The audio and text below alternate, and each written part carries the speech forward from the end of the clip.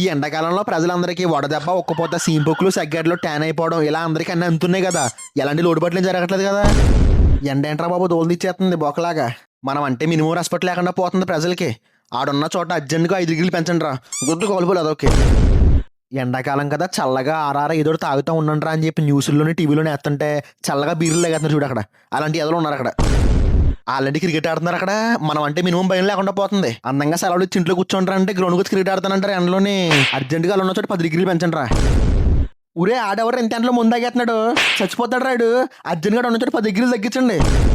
మిట్ట మధ్యాహ్నం బయట ఇంత ఎండ ఉంటే లోపల మీరు చల్లగా ఏసీ వేసి పడుకుంటారా చెప్తాను ఆగండి. ఊరు అర్జెంట్గా వాళ్ళ ఏరియాలో ఉన్న పవర్ ప్లాంట్ దగ్గర టెంపరేచర్ పెంచి పీల్చి పడండి. ఒక వారం రోజుల పాటు చెమటల్లో స్నానం చేస్తారు వీళ్ళు.